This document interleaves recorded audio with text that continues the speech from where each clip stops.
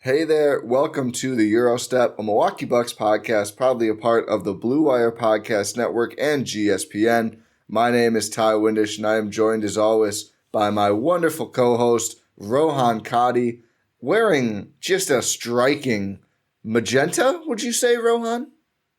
It's like, is it pink? It's pink. I think it's pink. I mean, I thought it could be a magenta, but yeah, it's if you're not watching on YouTube this episode, at least check out the thumbnail or on social media to see at Watch GSPN, our Instagram page, which I promise I'm going to start updating again.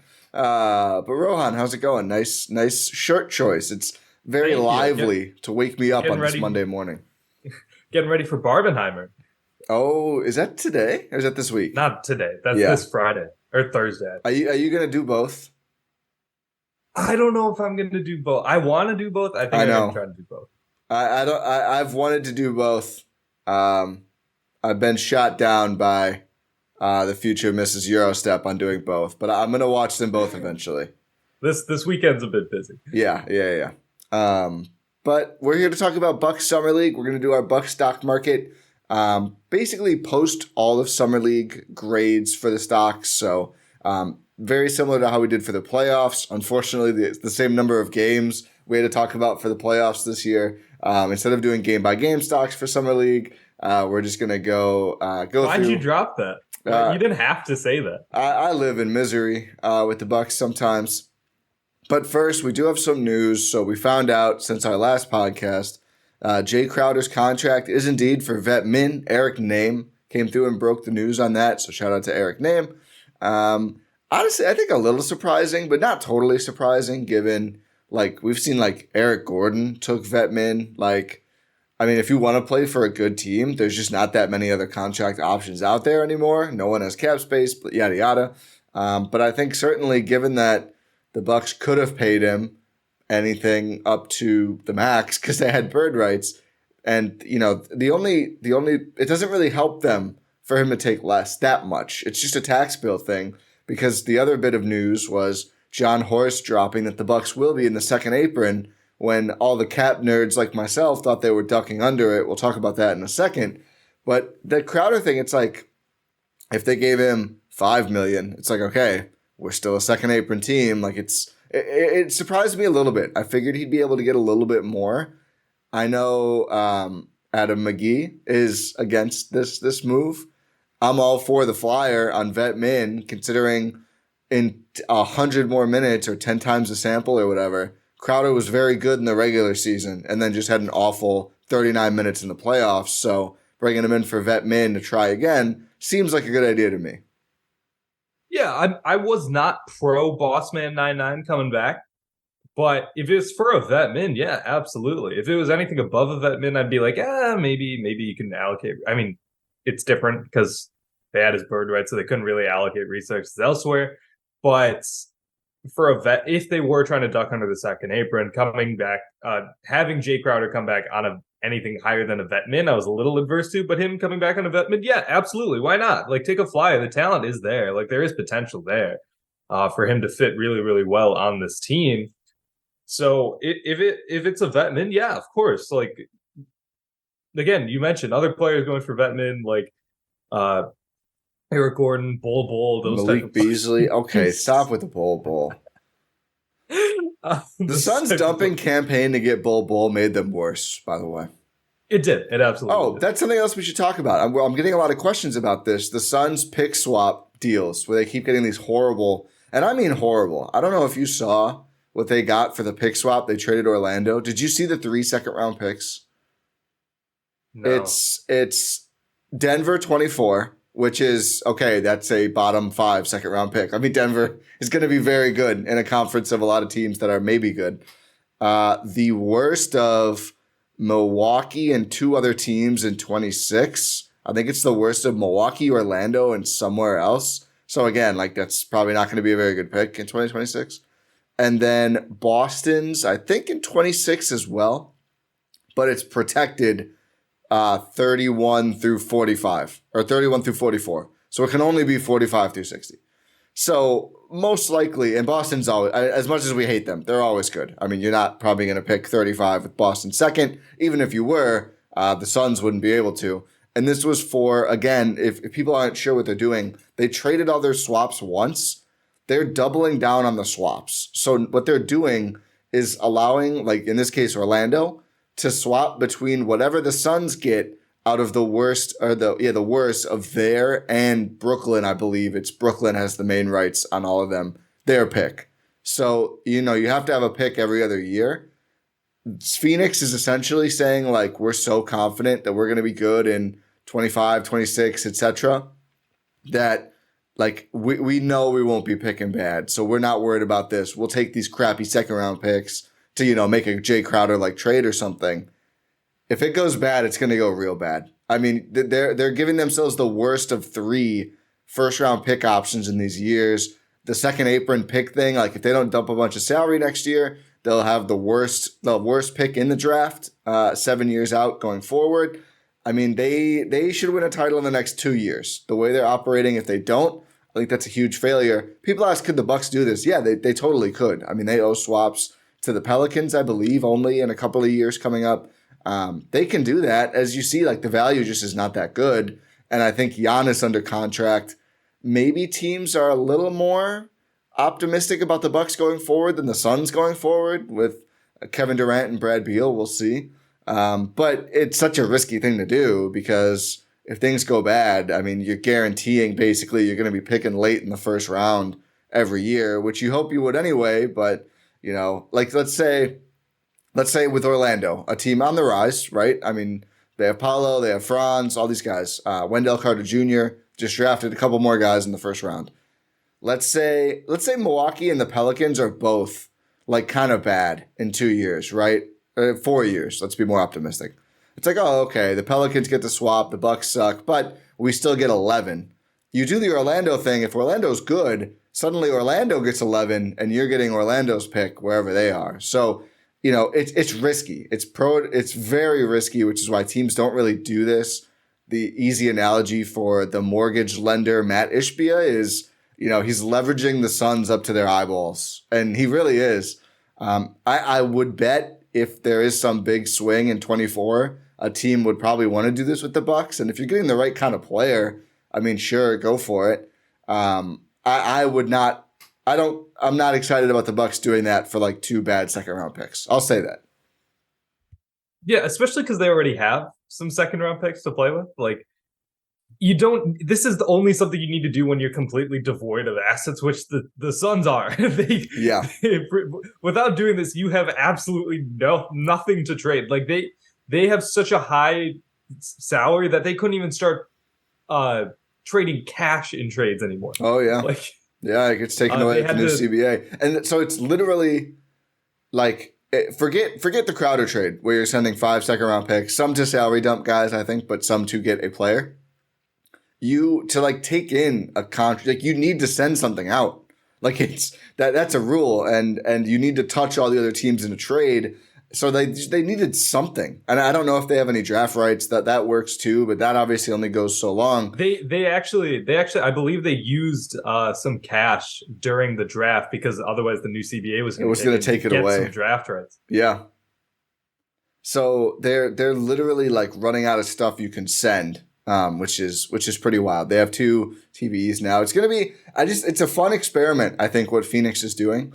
It could go very well for them. It could go very poorly for them. But I do think if you don't get a title while KD is still KD, you're in a pretty tough spot. It's just going to be really hard to flip those, especially Beal still has his no trade clause. He could have gotten rid of it on the deal. He did not, smartly, after how it went last time for him. Yeah, I wouldn't. No one likes DeAndre Ayton, etc. Okay. But the Bucks are going to be a second apron team because of unlikely bonuses. So I don't know. Did you read the Athletic Hollinger thing on this? Yeah. It's pretty simple. I mean, they kind of hyped it up like it was like, oh, cap nerd, beware. You're going to need your copy of the CBA. That's basically like, yeah, Chris and Drew have unlikely bonuses, and AJ Green's contract looks different because it's a minimum. So they're actually in the second apron because it makes sense. So you can get hard capped at the second apron, basically. So they count all likely and unlikely bonuses. So even though it's the Bucks they may not have to pay this much, they're still treated as an over the second apron team because that's how the CBA gets around the loophole of waiting to sign a guy who has a low cap hold. If you would be hard capped, you just can't do it at all. That idea. So they're operating as a second apron team. In year one of the new CBA, doesn't actually stop you from doing all that much. The trade rules are more prohibitive, so that we'll see. But it's not, you can figure it out still. The draft pick penalty is not until year two. The buyout restriction, which came up when Campaign was salary dumped from the Suns to the Spurs, the buyout restriction is in place for all first apron teams, but it's only on players making the non-tax MLE or more. So if you're not making more than, I think, 12.4, 12.6 million. Yeah, something around 12 and a half. Yeah, around 12 and a half. It doesn't apply. So if Campaign got waived, the Bucks could sign him. Guys like Javon Carter, the Bucks could sign the next Javon Carter who gets waived. Hopefully they do, because he was very good as a Buck. So come back, Javon Carter. Yeah, that'd be Bulls waive Javon Carter. They may be stupid enough to do it. So yeah, they're operating as a second apron team. They have to pay a little bit more. Again, we're seeing Jimmy and D Haslam ready to shell out the Bucks apparently, because Milwaukee has continued to spend, which is good. We'll always say it's good when they do. But yeah, that was, I guess, news. Did you have any reaction to the second apron thing? Not really. It's not like super surprising. We'll still have to see if the Bucks end the season over the second apron. Yeah, that, and I guess that's the other thing that Crowder taking Min helps with, is they're very close to getting back under it, I think. Yeah, so we'll see what happens. We know John Horst always loves to make some moves during the season at the trade deadline. We'll see. Yeah. We'll see how the landscape changes because of this new CBA. Mm-hmm. But I don't think Trader John's going to be able to resist that itch he has during every trade deadline. So yeah, we'll see if they start to make some moves to get under it. I would be a bit surprised this year, because if there's a year to do it, it's this year, like you mentioned. Yeah, I wouldn't be surprised if they tried to get under it next season. I think they will get under it next season. Yeah, because then you start to get into the draft pick penalty thing, which is if you're over it in 3 out of 4 years, or 2 out of 3, 2 out of 4. So if 2 out of 4, I think it's 2 out of 4. If you're over the second apron in enough seasons in a row, you're from when you first went over, 7 years out, your pick is frozen. And if you go over it enough times, it's automatically last in the first round, which is insane. No, I think I could be wrong here, but I think if you're over the second apron, it is frozen. Yeah. And then if you're 2 out of 4 years, it automatically becomes the last pick of the draft. Correct. Yeah. And it doesn't get unfrozen until you prove you're not going to go over it enough times in those years. 5 years. Yeah, basically. Unless you duck under right away the next year for like 2 years straight. I think then it does, but I always forget. But yeah, it's very prohibitive. So, and the Bucks could, I think, pretty easily get under it for next season. So we'll see how much they prioritize that. Again, I've laid it out. I don't want to hype out people too much. I had Pal in the Discord, join the GSPN Discord at gspn.info, said, you're hyping up this 2024 trade so much they're going to end up with Harrison Barnes. And I just said, that would be bad. That would not be. I'm fine with Harrison Barnes. If that's their big swing. I mean, maybe not if that's their big swing, but I've been wanting some Harry B on the Bucks. He keeps getting older. I know you have, but he keeps getting older. Yes, yeah, that's fair. Harrison Barnes himself is fine, but I think next draft is star hunting time. It makes a lot of sense. But yeah, we will see that. Anything else before Summer League stocks? I don't know. Can we keep talking? You don't want to. Summer League stocks. You're not excited. They're gonna be a little depressing. Yeah. Outside of a few players, it's gonna be a bit depressing. Let's just get into it. Yeah, let's do it. Let's do it. I think we have to start with your son first. The player we were most excited about. The player, our last podcast, MarJon Beauchamp is him. He was on a milk carton for the second 2 games he played. Where did you fall ultimately on MarJon's stock total for Summer League? I gave +2. I also gave +2. So we are in line so far. I was down to +1. And then, I didn't think he was bad in game 3. I just thought he was quiet. Like, he just didn't shoot very much, and I don't think he scored at all. Game 4, he was not good. And just, I don't know really what happened. But then I thought back to the first 2 games, how good he was, and the traits on display. The shot is still concerning. Like, he still is not shooting all that well, and I just really think he's got to be Noah bound for like a month now before the season. But overall, I still thought he was impressive enough and showed enough, like, physically and what he could do around the rim to be a +2, which is tied for the second highest valuation I had. I gave we did between minus and +4. I gave 1 -4 and no +4s. We'll get there. There's a good amount of minuses in here. But MarJon, it's like it's difficult. Like, we have to put this in the context of Summer League as well. So it's like, if you are able to showcase your skills, like, obviously we want MarJon to come out here and dominate Summer League, all 4 games he played, like put up like 30 points or something. But that's not who he is. That's not what he's going to do. That's not the talent that he has. Like, the guys who are going to do that are like high lottery picks and guys who have established, like Jabari Smith Jr. coming out and dominating Summer League is fine. Like, yeah, I hope you do. Like, come on, like do that. Like, what's the guy with the name on the Pistons who Monty Williams that wants to arrange marriage his daughter with? Who had like 40 last night? What wasn't it? One of the Asar Thompson? No, it wasn't. Oh, there's another one. It wasn't a Thompson. It was another rookie. That was a wild quote from Monty Williams. I wonder, like, does Monty want his daughter to move out? Is that the subject, or is he just really like, I don't know. It's apparently he said it before too. It was absolutely crazy. Marcus Sasser. I thought it was both. I thought he said it was both of them. But I'm saying Marcus Sasser had 40 last night. Oh, gotcha. Yeah. Like those type of players, like, yeah, you want them to come out and dominate Summer League, but MarJon's not that guy. Like, he's a 20-something overall pick. Well, it wasn't Sasser too? I guess, but it's I wanted a little more than this from MarJon. I still worry I'm being too generous.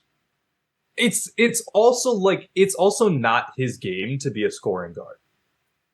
Yeah, it seemed like it was.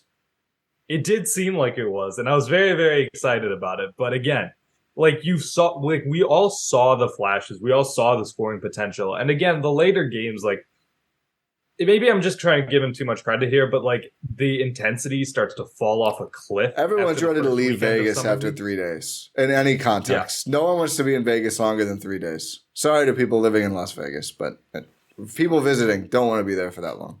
So I did have to cut the whole team some slack for that. Yeah, after the first like weekend, the intensity falls off a cliff. Like the stands are empty now again, and it's just like, okay, what are we sort of doing? My point guard's going to dribble the ball into oblivion and just try and everyone's out here trying to get their own shot. Like, MarJon knows he has a secured role in the NBA. Most of these guys do not. Yeah, he averaged 13 points, shot 42% from the field, 26% from 3, 66% from free throw. Yeah, the shooting splits are not good. 4.3 rebounds, 2 assists, half a steal, 2.8 turnovers. Only 3 personal fouls, which is very low for the Bucks Summer League team. Overall, his whole Summer League, although the best was early and the worst was obviously later, I do think it's fair to say +2 because some of the rim finishing and all of the and ones were really impressive. And that's like the kind of traits things that you can say. And like, he can do that. Like, we've seen him do that. I think it's fair enough. Would have obviously liked a better, like, game 4. He doesn't play game 5, which again, it's like, yeah, we're letting some of these guys show out now. But overall, good, not great Summer League for MarJon. We'll see what his role looks like in the regular season. How about Andre Jackson Jr.? Andre Jackson Jr., I gave a +1. Yeah, we're going to vary here. I gave him a -2. So as a reminder, stocks are, it's not a universal grading. It depends on where you looked at a player coming in, right? So, if MarJon was undrafted and played the way he did, it would have been probably higher than +2. Like, we have expectations for MarJon. As someone who Jordan Chusky and I said, oh yeah, Andre Jackson Jr. is, could be in the rotation year one. That expectation, their highest draft pick, a top 36 player in this draft, according to the Bucks. I thought he was very disappointing. Like I didn't think it looked like he could play in the NBA this year. And I'm not saying he for sure can't. And I've said all along that he will look better in a real team than on this summer league team, which I think is true for a lot of guys. But he did not look good. I mean, he did not look like he had figured out enough counters to the shot. The shot was horrible. He kept shooting. He shot 20% from three. He shot 33% overall. He had 2.4 assists to 3.6 turnovers. He had 4.6 fouls per game. He had some outstanding moments for sure. The double block, the chase downs, a putback. That's pretty much the only positive plays he had, though. I mean, I just think he didn't look like he had enough to overcome the lack of shooting, and it was a huge issue for the Bucks Summer League team. He led the team in rebounding, 6.4 boards. Like, he certainly is the athlete he was advertised as. But after watching this, I was pretty concerned about his ability to play year one, quite honestly. That's fair. That's also fair. I think we had different expectations. Yeah. Going into this, I think he, in my opinion, I thought maybe there's a chance he could be in the rotation. Like I've called him the backup point guard on this roster. That's not happening. A few times now. Yeah. See, the thing is, I think that was more of an indictment on the roster than my confidence in Andre Jackson Jr. Sure. But on draft day is when Jordan and I were like, oh, just looking at him himself, we were like, oh yeah, I think maybe he could play. It seems like his defense, his floor awareness. I mean, he had some ugly turnovers as well. So that outside of the backup point guard by default basically thing, I had real expectations. I thought he was going to be more of an NBA ready guy, and I don't think so. So maybe we just differed in starting point there. Yeah, I think that's what it is, because I didn't have a ton of real expectations. I thought he was going to be a bit raw, a bit like he's going to struggle. Like his shot is garbage. His shot is absolute garbage. They need to remake that thing. Like they should have already started remaking that. Yeah, because it's just like it's a push shot from wherever. Yeah, it's like every single shot is either short or like that. All his misses, the majority of his misses are short, and you understand why. He can't get his feet under it. He can't get good power on his shots. That's tough. It's really tough to be like respectable is even a strong word. Like people might close out on you if they want to get some cardio in type of NBA shooter. Like, if you want to be that, you need to remake your shot from scratch. So that's it. I was teetering between a +1 and a 0, just because like his defensive highlights. So we're a bit like encouraging. His drives, his athleticism was very, very, very encouraging. Like there was I think it was the first or the second game where he had just like caught the ball in the corner and got a dunk off a drive, even though the defender was there. And it's like, yeah. The Bucks really could use that type of pop, that type of burst. Like, yeah, that's amazing.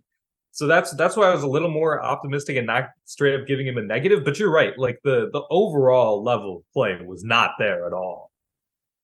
Yeah. So maybe it's my fault for expecting too much, but I'm sticking with it because I was just like constantly waiting for more, and it just wasn't there. Like the playmaking.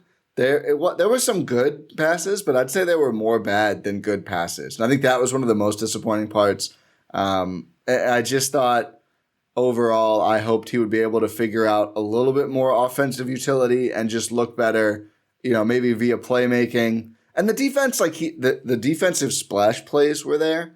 I thought overall, I was not like, oh my God, this guy's like a DPOY or all defense level defender. We'll see. Maybe that's unfair. A summer league is always a mess. And again, I'm not saying I'm out on Andre Jackson Jr. going forward, but just looking at summer league, his summer league was not encouraging. Let's go to the other draft pick. My guy, Chris Livingston. Where did you come at for Chris's stock? +2. I did +3. Basically, ooh, okay. So I came in, and again, this is my expectations are a big factor in my stocks. My thought coming into Summer League and post-draft was Andre Jackson Jr., probably maybe not playing just because the roster is pretty loaded again, but if there's a trade or injuries, he's going to be ready to play. On the other hand, Chris Livingston, years away. like a project. Like I don't expect much at all. Don't know if he knows how to play. You said, I think at our last pod, I don't want to see him play for the Bucks until 2025. Yeah.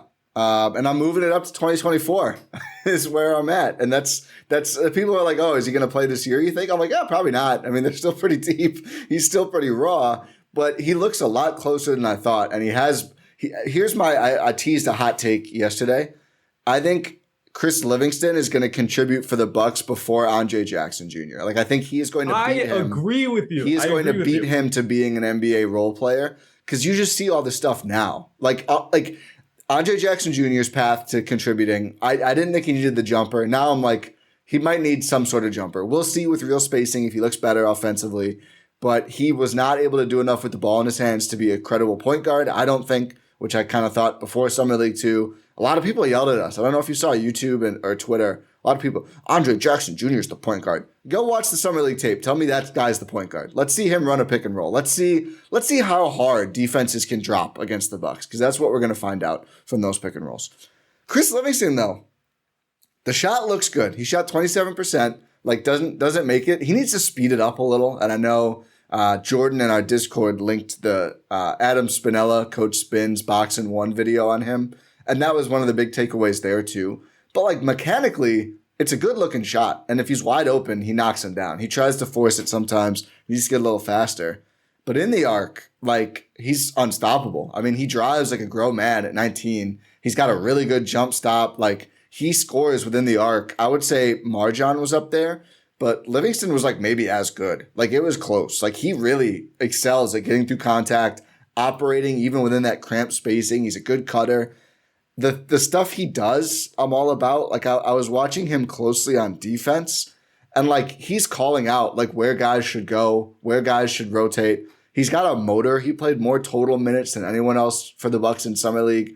I mean, he played 26.7 minutes per game, all 5 games, and these are only 40-minute games. So he is out there for most of every game, putting in maximum effort the whole time. Had some strong plays defensively. Overall averaged 10.6 points on only 8.2 shots per game, shot 51% total. So again, from 2 was much better than from 3. Only 57% from free throw, which isn't great, small sample. 5.8 boards, 1.6 assists, 2 turnovers, which again, for Bucks Summer League is a pretty low number. It's like, yeah, this guy fills out, gets a little bit stronger, and speeds up the shot. And that's a good NBA wing player. Also, he's, 6'6" with a 6'10" wingspan. Like, he does, like, that'll play. I still don't expect him to, like, start the year in the rotation. But this is a guy where it's like, yeah, let's get him in the weight room with Giannis for a full year, learning from some of the other wing players on the team, working with Adrian Griffin. I don't think he's that far away. As a 19-year-old, like I think in his young 20s, he will be a real NBA player. I think ultimately he will be a good NBA player. So I came away with Chris Livingston as my biggest winner of Summer League. I was very impressed. It's hard not to be. He looks like a modern prototypical NBA power forward. Like he looks like first of all, his body as advertised being NBA ready, absolutely true. Like you saw that when you were talking about like his drives looking like a grown man in there. Yes, absolutely. He moves fluidly. And before I should even preface this by saying my expectations. I was in the same camp as you. I had zero expectations for Chris Livingston. I thought he was going to be an absolute project. I thought he was going to look like a lost deer in the headlights over there. This is a fun YouTube view. Yeah. How do you get my little light on? Messing around, putting his face in the camera. No, I'm telling people to watch the YouTube to do. Oh yeah, true. I didn't have a ton of expectations going in. Like I thought he was going to be an absolute project, but he looked more NBA ready because he has those like big wing skills. Like he can switch down. Like he can guard up. Like these type of things. And if he's open, he can shoot. You're right. He needs to speed up his shot. But yeah, he's got the IQ. He's got the skills. And it's let me say this also. It's much easier to come in with NBA ready skills as like a standstill shooting guy on offense if you're like a power forward rather than to be a ball handler like Andre Jackson Jr. projects to be. Like it's a lot easier to come in without the ball in your hands and make a make some plays rather than if you want to have the ball in your hand. It takes like a few years to sort of develop. That's why young point guards aren't usually that good. It takes them years and years to get feel for the NBA developed and up to speed.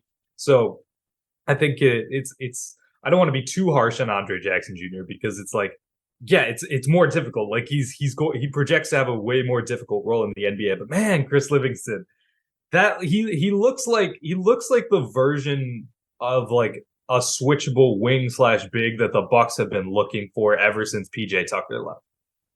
Yeah, just like that big, physically big, wingspan, big wing who moves well, can take on defensive assignments. Like I kind of hope he sneaks into the rotation some games this year because I'm excited to see. Again, I don't think he's going to be a permanent rotation fixture, but some guys are out with a nagging injury or resting. Like I want to see him just defending NBA wings for like 20 minutes sometime in December and just see what it looks like. Like I'm going to be very closely glued to how he's playing. I think speeding up the shot, and I think it's much easier to speed up a good functional jump shot, of course, than it is to like basically reinvent someone's jumper. Like I don't think the jumper should be that far off for Livingston. Do I think he's going to be like a apex creator wing? No, I just don't think he's not crazy with the ball, and I think he looks a lot better when someone's setting him up versus him creating the offense himself. Again, that's fine. Like if he can be a big disruptive wing who can score off cuts, he's just got great touch around the basket. Like I think he said in an interview to the Bucks journalists, like, I'm more of a scorer than people think. I just didn't get to showcase it at Kentucky. Certainly looked like that was the case. So he's the big winner for me for Bucks Summer League. I thought at 58 overall, expectations should always be low. But man, it looks like the Bucks might have really done something here, giving him the guarantee to give him the 4-year deal, and making sure he fell to 58. Like that might look like some genius engineering in a couple of years. And it's really like more draft creativity than we've probably ever seen from the Bucks. Like this second round and getting the Orlando pick for Andre Jackson, and then working with the agency to get Chris Livingston to 58, give him that guaranteed 4-year deal. By the way, like I think by year 2, that could look like a much better deal for the Bucks than for Chris Livingston. So yeah, I was very impressed with. I think he got better as the games went on too, which is a good sign, and not just for like recency bias, but like getting more used to the team, getting more used to that level of play. He didn't wilt at all. He was locked in the whole time. I love the motor. I love trying to be a good vocal defender. Yeah, I was very excited. Certainly wasn't perfect. I have some things to iron out.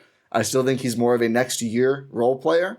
But as you said, that's a lot sooner than a 2025 role player for the Bucks. So, yeah, big winner for me. I think this pod I'll call Chris Livingston is him. All right, who should we talk about next? I think that's a curse at this point in time. Yeah, maybe I won't. Never mind. I'll do Nico Mannion as him. Okay, let's just do it. He's my -4. Yeah. Shot terrible. Pull up the exact number. He just wouldn't stop shooting. 4.8% from 3. 7 attempts per game. 21 threes. He made 1. He missed 20 of his 21 threes. He also shot 27% from the field, so it's not like he was great from 2. 4 assists to 2.3 turnovers. He was making more 2s than 3s. Well, I would hope he would shoot more than 4% from 2. There's an error in this stat because they're not counting his threes as turnovers. That number should be higher. He just kept shooting when he should have not, which was also the issue for Craig Randall, who I gave a -3, who shot 31% from the field and 20% from 3. Stop shooting. Like Omari Moore is on this team, Jazian Gortman. Lindell ends up playing, Livingston, Beauchamp, like Andre Jackson. These are the guys I want to see do stuff. And these gunners, I get it. They're trying to get a job, whatever. I don't think these performances help Nico Mannion and Craig Randall get NBA or overseas jobs, though. Do you have any more thoughts on Randall or those guys? Just like, have some self-awareness. Yeah. Yeah. Like, I know that's easier for me to say than to them, but like, come on. Yeah, I don't know. Yeah. I don't know what team is like. I just want a guy who guns and ignores his better players getting hot. Like I just feel like playing the game the right way would help you more. But I've never vied for a professional basketball contract. So grain of salt. There was another guy who I kind of felt this way about and turned it around all the way to +1. Tacko Fall. Tacko gave some good minutes by the end of summer league. He'll never be an NBA player, but shot 78% from the field, which is pretty crazy. 71% from free throw with his crazy form. Only 4.4 rebounds. Only 1.2 turnovers, though. Unfortunately got hurt in the final game. Yeah, something with his wrist, which is, as you said, certainly unfortunate, but played all 5 games. You know, he's big. He's very big. He's large. He leverages his biggest or his best skill, which is being big. Somewhat efficiently. Like you could even hear the commentators like during the game, like, bro, I just want him to catch the ball and go up. Like, yeah. He kept bringing it down. Do you know how many blocks per game he averaged? Do I know? Yeah, I do. 1.6. It's just not enough if you're 7'4", playing in a league full of shooting guards. They also did not really try him at the rim a ton. Decent amount, I would say.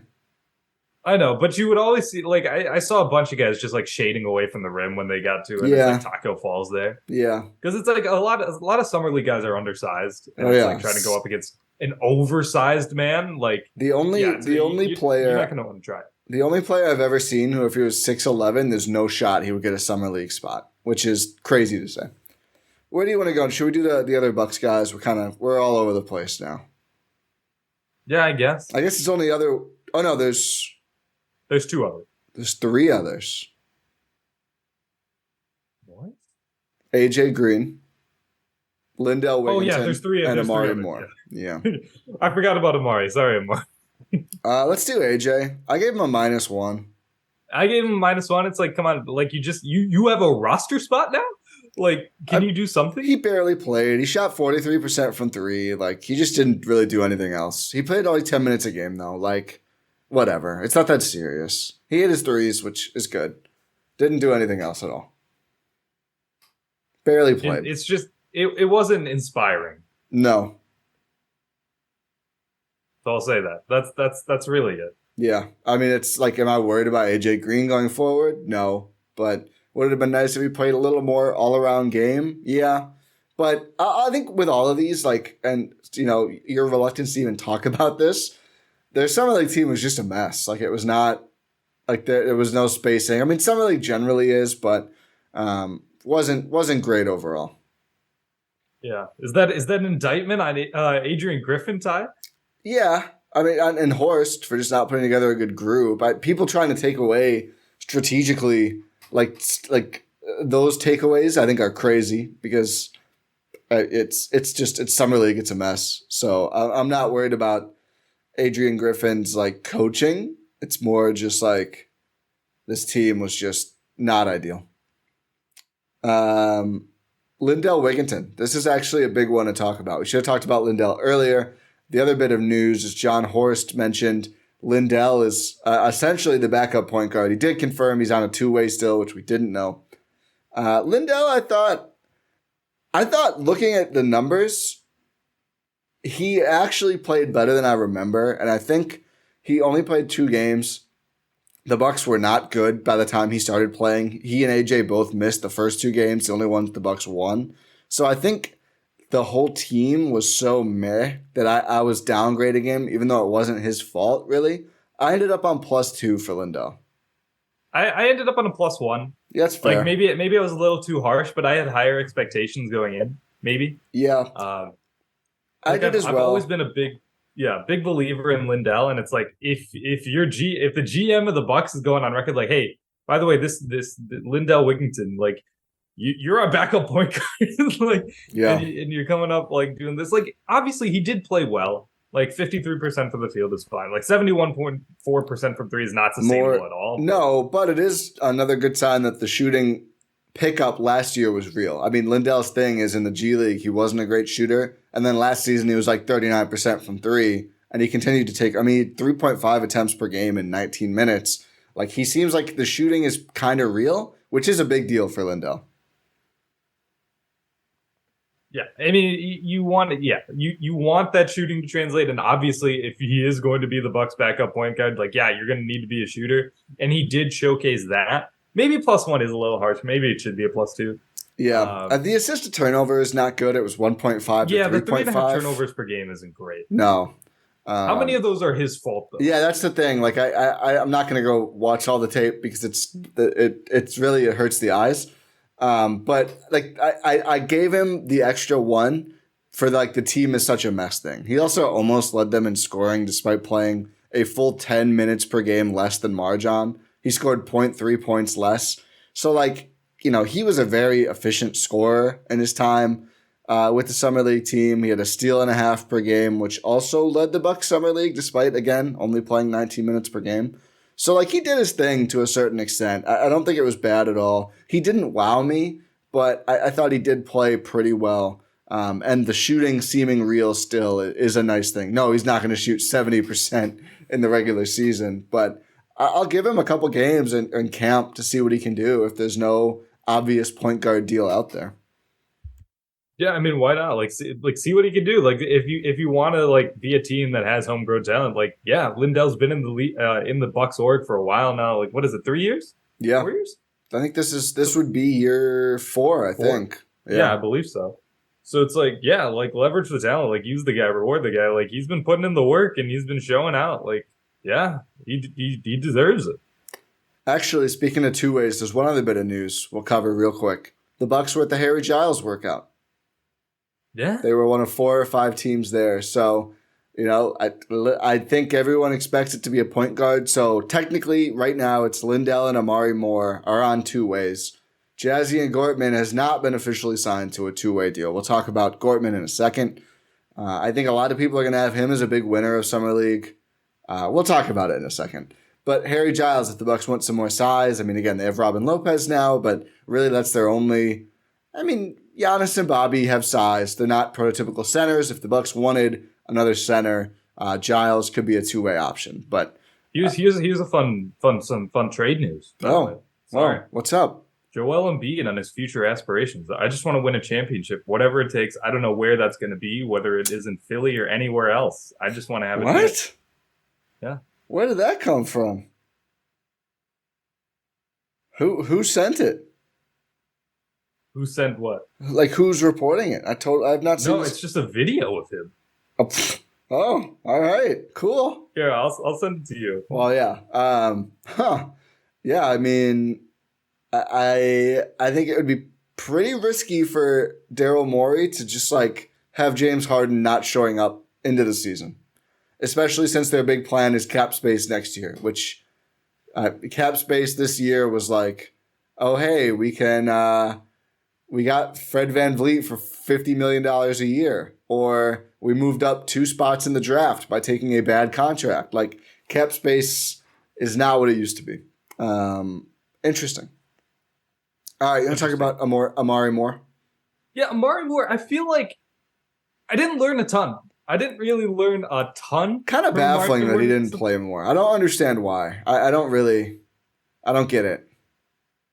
Like, especially in the first 2 games, he played like 5 minutes a game or something ridiculous like that. Yeah. And it's just like, I don't know what to expect. And then the team fell off a cliff. Like, this team was so disorganized, so janky that it's hard to learn anything about any ball handler that was in this situation. Yeah. And that's sort of how I feel about Lindell as well, even though it's on a positive side. But here, it's like Omari Moore, it's like, I genuinely don't know what to take. I put him as a 0 because I genuinely don't know what to take away. I gave him 1, and it was just because I thought he plays bigger than I thought. Like, he and Gortman both. Like, I think their wingspan and like actual like how big they appear on the court. I didn't realize how big Omari Moore would look compared to other like NBA-ish caliber players. He just didn't get to do much though. I mean, he shot 40% from the field, 33% from 3, but these are really tiny sample sizes. I thought overall he looked intriguing, and I'm going to have fun watching him in Oshkosh. But yeah, unfortunately, there's not that much we can say because he played so little. Like, I don't understand why you play Nico Mannion 23 minutes a game in his games and play Omari Moore half that when we know Omari Moore is the guy we want to see. And I think Gortman is kind of the same deal. We saw him, it felt like a lot early.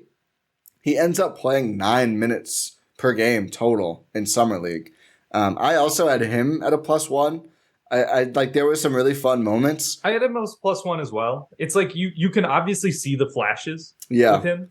So it's like, it's easier to give him a +1 rather than Omari Moore. He was like a +3 after the first game, and then like basically just kept heat checking in his minutes and ends up shooting 22% from 3, 41% from the field, had 1 assist to 2.5 turnovers. Like none of the guards looked like your typical point guard, which is a little concerning. Not that you expected Omari Moore or Gortman to come in and be Chris Paul. And as you said, it is hard to come in as a distributor.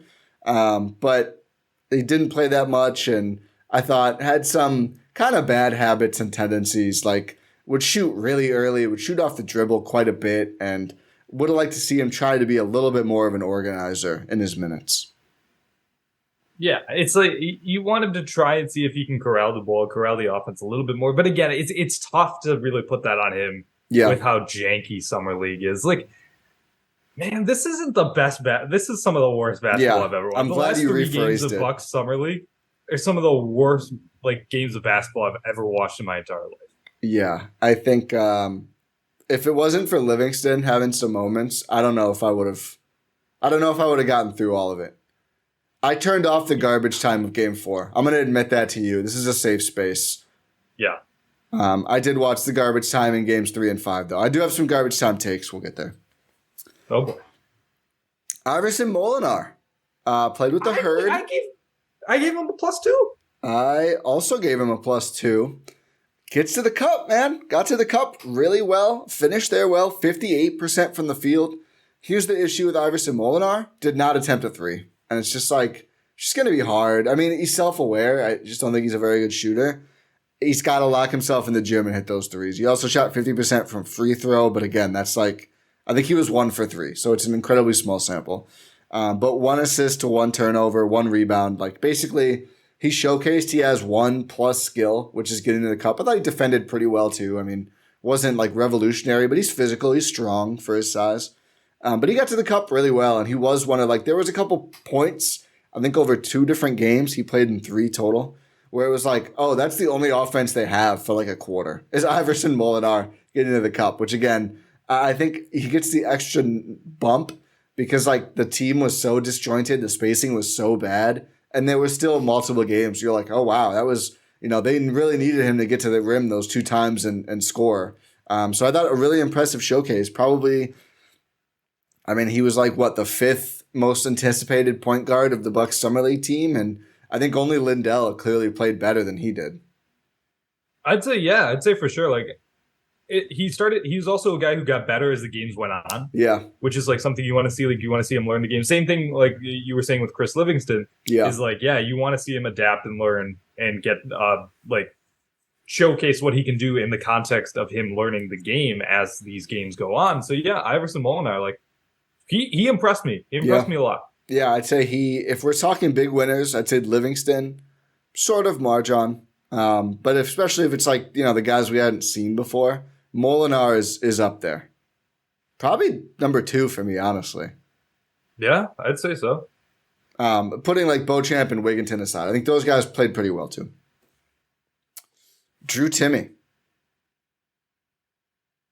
Oh, I gave +2. +2, I gave +1. It was just sure, I expected nothing of him.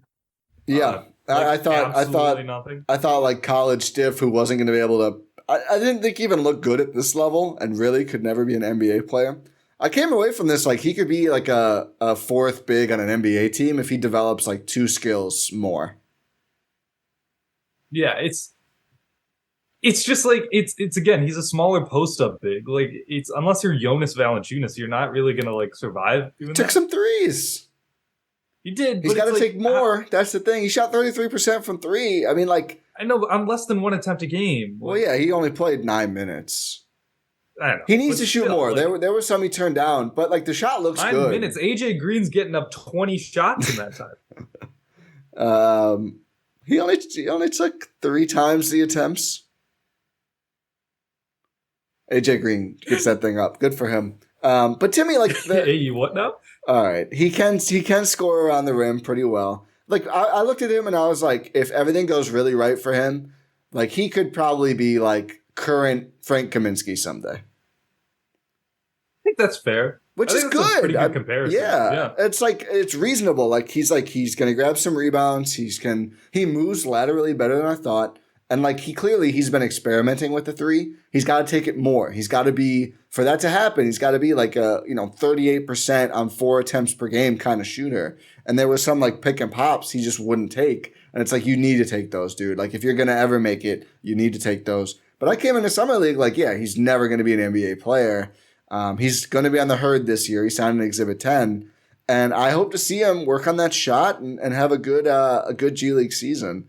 I wasn't like wowed, but like there was some moments in the first 2 games especially where like he was moving around pretty well defensively, like getting out to rotations. Again, taking the threes I liked. He has some good moves around the post. He had some games where he was probably one of their best 4 or 5 players in that game. Didn't play a lot overall, and I'm not like, oh, I need him on a 2-way or anything. But I did come away from this thinking, yeah, Timme could end up being an NBA player, 2 years from now if he really develops. I think that's a best case for him. But I think it's possible, which I really didn't before. So, I guess I'd say he's a bit stiffer than a current Frank Kaminsky. Yeah, less stiff than I thought, but more stiff than Kaminsky. Yeah, it's so difficult. How big is he? To just 6'10"? Oh, okay, so that's not small. It's smaller, and I think he doesn't have like a massive wingspan or anything. Yeah, I mean we can live with that. Who's we? The NBA. we dictate the NBA. Yeah.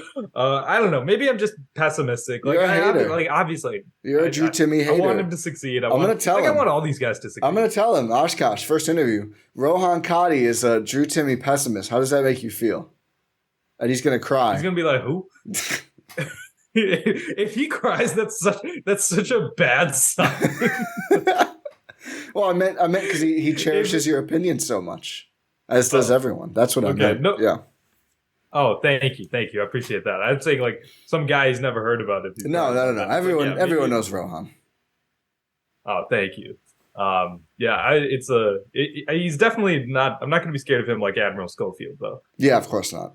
You shouldn't be. Yeah, love you, Admiral. Yeah, the other big man to talk about besides and Admiral James Schofield. Johnson. Can't forget about Bloodsport. Tyler Cook. I think you showed me some stuff. I gave him a +2. I'll say this: I think Timme has a better shot at making the NBA than Tyler Cook. That's fair. I think Tyler Cook has like the benefit of like more athleticism. Oh yeah, for sure. But he's like a 6'8" center. And that's hard. And he does not shoot any threes at all. I mean, he did not attempt a single one. He shot 69.2% from 2. Like he was a great dunker spot finisher, 4 rebounds, also recorded 0 blocks. And it's like, okay, you can't shoot, you can't block shots, you can't really protect the rim. He's a good dunker spot finisher. Like he had some good dunks. That's not an NBA player. Like it's just too hard. I think, his pathway to go overseas and have a very good season is certainly there. But I just think physically it's going to be tough for him. I think he played about as well as you could expect overall. Thought he had a very good summer league. He helped the Bucks summer league team. I gave him the +2, but I just think I needed to see more skills than really just like some good rebounding, but I needed to see more skills than just finishing at the rim and dunking, and it just really was not on display. Yeah, I think if I'm being fair here, if I gave Drew Timme a +1, I have to give Tyler Cook a +1. Yeah, so I'm gonna change that to a +1 because they were kind of similar in my mind in their performances. Like yeah, you showed some stuff, but there's some glaring weaknesses. That it's like, I don't know if this is going to ever translate at the NBA level. Yeah. I think you could say Cook probably played a little bit better, but in a way that's just less sustainable for higher levels of basketball. For sure. I don't really have a ton else to say. We can burn through some. I gave Alan Griffin a +1. I thought he played really well in his garbage time minutes. Yeah, he almost led that comeback at the end of the Kings game. What do you have? What did he end up averaging? I mean, he only played, and this is Adrian Griffin's son, 2.7 minutes. In that time, he scored 2.3 points, which is about 30 per 36. He also had 0.7 rebounds and only 0.3 turnovers in his time. And 1.3 attempts from three. Shot 50% he's made one of his 2 threes, I'm guessing that means. Thought he looked good. I kind of thought, maybe he was, the Nepo hurt him. Like, if there wasn't nepotism, maybe he would have played more and looked good. I hope he ends up on the hurt. I don't know if he will. I don't think he has an Exhibit 10, but I thought overall, I was like, oh, he's a pretty intriguing wing player. He's kind of lanky. He can shoot. He seemed to play the right way. So I think he has the most out of anyone left for me. I gave 0 to Paris Bass, Anthony Tarkey, and Tyler Bay. I think some of these guys are going to be hurt players. I just saw nothing. It's just like I don't know what I don't know what happened. Like I watched all of these games. I don't know who Tyler Bay is. No, he was not out there much. None of these remaining guys were. I gave Vin Baker Jr. a -1. I saw his life ended in front of me, and that's a -1. He got postered. I don't remember who did it, but he got postered hard. He got sent to the shadow realm. Oh my goodness, yeah. I think Vin Baker Sr. loses a point per game on his stats because of that. That was tough. I think Vin Baker Jr. He used to be the one posterizing people. Now his son's getting posterized. He's like, life comes at you fast. Yeah. Paris Bass, who I'm familiar with, who's with the Herd last year, I gave him a 0. Like, he's not a good summer league fit. Higher expectations. Yeah, he kind of just jogs around, which doesn't fly in summer league when everyone's flying around. So tough game for Paris Bass. EJ Montgomery -3. That may seem out of nowhere. So here's the story. The comeback game, game 5. The most fun out of the last 3 games for sure, because they actually were in it late. Like, so Tacko gets hurt, and then I think Tyler Cook might have gotten hurt too. He had a hamstring thing. And I don't know if Timme was even there. They weren't playing Timme. So EJ Montgomery was basically the only big they had left. And this is a guy who reported his own 2-way with the Bucks last year and then never got it, which I think is hilarious. That's the backstory here. And now he's on the Summer League team. He literally can't move. Like, on offense or defense, he couldn't do anything. Like, they had him out there, and players are just, like, walking around him. Like, he was one of the French trenches in the beginning of World War II. And the Germans were just like, we're just going to go around. See ya. That was the same idea. And it was just bad. And I was just like, you can't play at the G League level. It was my takeaway from watching him for however many minutes. I don't even have the stats. This was one where I was literally so mad watching him because they had a real chance to make a comeback in this game. And they had to play EJ Montgomery at center, and he actually couldn't move, and they lost. So, -3. Sorry, EJ Montgomery.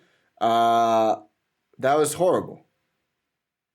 It was not good. Like, a -3 is fair. Might have been a -4. But he wasn't, like, chucking like Nico, so. No, he didn't play very much. I mean, but he ended up averaging 8 minutes because he played so much in that one game, and it was very bad, and it angered me. It angered you. I was angered. I'm trying to think about who's that?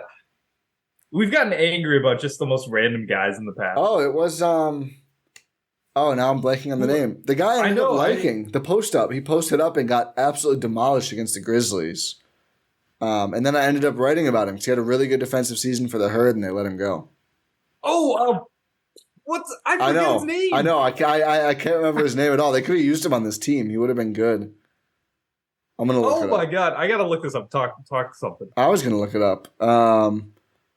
Talk something. I mean, that's all the G League players. I hope people feel like we've covered it in enough detail. I think we have.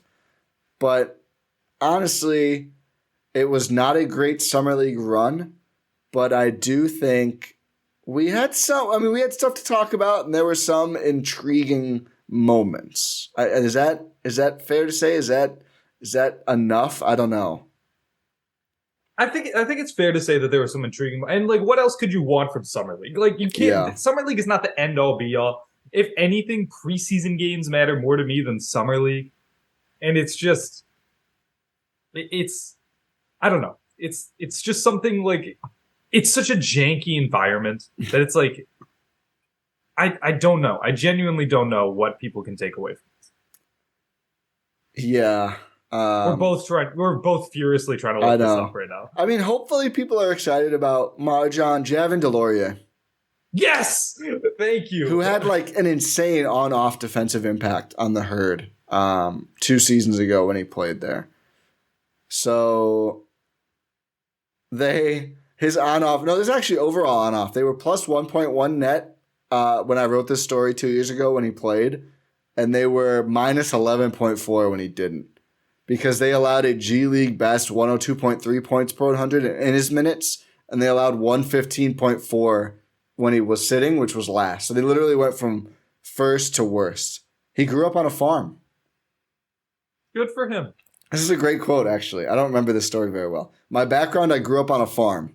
A lot of times, you just got to do stuff nobody wants to do. That's how I relate to doing post work. A lot of it's grimy. You're in the lane. You're butting. It's ugly, and nobody wants to do it. But that's kind of my bread and butter. That's what I pride myself on. Shout out to Jazian Gortman. I don't know where he's... Yeah, I hope you're doing well. I think he played in Summer League somewhere. I would like him back on the Herd. I really do think he has very intriguing defensive potential. Yeah, he really showed us. He did. I can't pull up fast enough where he's at now. But Jazian Gortman made up for a really bad post-up in his first Summer League game. So that's to say, maybe someone who frustrated us for the Bucks Summer League can do the same. He plays in Lithuania right now. Okay. I bet he's dominating Lithuania defensively. Let's pull up these stats. Oh boy, you love to do this. They don't have stats. I thought he was on a Summer League team, but maybe not. Let's see. Oh, Real GM doesn't have it. ProBallers.com. What do you got? No, I don't think he was on a Summer League team. Oh. What? Uh-oh. What's Pro Baller got? His last few games with Lithuania hasn't been great. Like in the last game they won on May 5th, he played 11 minutes, 4 points, 1 rebound. Okay. 28 minutes on April 23rd, 7 points, 8 rebounds. Yeah. See, that's fine. 18 minutes, 8 points, 4 rebounds. 34 minutes, 15 points, 8 rebounds. Like, that's no context. I got to see the tape. I'm going to go to Lithuania. Go to Lithuania. I'm going to send John Horst my scouting report. Yeah. We got to get Jazian back. He's the next Giannis. We got to go do our European scouting. I think he's the next Bismack Biyombo, which is good. Bismack's had a good career. He has. Everyone thinks he's going to the Lakers. Why? Christian Wood, they need a backup center. They don't have a backup center. I was going to say, why wouldn't you sign Christian Wood? He wants more than Vet Min, and no one's giving it to him. He's not going to get it. I mean, there are still teams with money. They just don't want Christian Wood, which is tough. Exactly. Like, sorry, like he already got a bag, so I'm not like gonna feel too bad for him because it's like, hey, congrats to you. You got a big contract. Like you earned it, well deserved. Like it's just tough right now. There's no middle class in the NBA. Yeah. Not according to CJ McCollum, who's retweeting those tweets saying that I thought you saw that, right? Oh yeah. Shameless. Yeah, for context for people who don't know, someone was it Nate Duncan who tweeted probably so much for the NBA middle class dying with this new CBA, and it's just like the Max Strus contract or something. And CJ McCollum, who's the president of the Players Association, is retweeting that, who was at the negotiating table for this next CBA. Like it's not like we'll see. It's not. It doesn't look good. Yeah, that's all I have to say. Oh, this podcast is staunchly anti-CJ. I hope he never ends up on the Bucks. I like when the Bucks win I like when the Bucks win in the playoffs. Yeah, that's fair. Remember on the post game, the one where they won the title, I said "F you, CJ McCollum." Yeah, you were right. Yeah, iconic. Like, well, yeah, because he hated on Giannis at some point or something. Yeah, during that playoff run, he was. Listen, the thing about CJ McCollum is nobody cares. Exactly. Like, what are you gonna do? Like, you know what would be really funny if the Pelicans traded him back to the I know. like a Damian Lillard He would have to go. I've looked at it. There's like no other way that it really makes sense unless they gave up Ingram, which I don't think they would do. And he's like, I'm back. And then he's going to get bought out because they already have like, the gluttony of guards. He's going to be a full-time podcaster. The dream. Hey, join us. Yeah. I mean, we're not full-time podcasters. No, that's hopefully someday.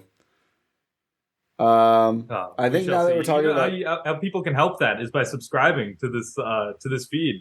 Make sure you check out gspn.info for all of our links, including YouTube. Make sure you're subscribed if you're watching on YouTube, and if you're just listening on your podcast platform of choice, make sure you subscribe there. Leave a 5-star rating and review, like I mentioned. Check out gspn.info for all our links, like our Discord link is in there. Everything that you really need, all things GSPN related, is at gspn.info. Real quick. On the podcast platform note, if anyone's still listening, listens on Stitcher, find a new podcast platform. It's shutting down next month in August. We'll remind you, hopefully closer to the front of the episode, and an episode coming soon. No, I forgot about it, but we know not a ton of people, but some people certainly use Stitcher, a decent amount of listeners. So, if you have access to Apple or Spotify, otherwise there's a bunch of other apps that you can check out. Overcast, CastBox, Podcast Addict. I mean, there's like literally a million. So we would appreciate, or YouTube. We're on YouTube, at least all Eurostep episodes, not all Win in 6 episodes though. So you may want to find a new audio platform to make sure you don't miss out when Stitcher does shut down next month. So if you have not done so, certainly please do that. We want to keep you in the GSPN family. We do. Make sure, just find somewhere else. There's so many different ways to listen. It's just sorry Stitcher's shutting down on you guys. It's a bummer. Good call out, Ty. We'll try to remind everyone at the front next time. I forgot to, so it's not like I'm just blaming you. Like we both forgot. Pod random, and we will talk to you next time.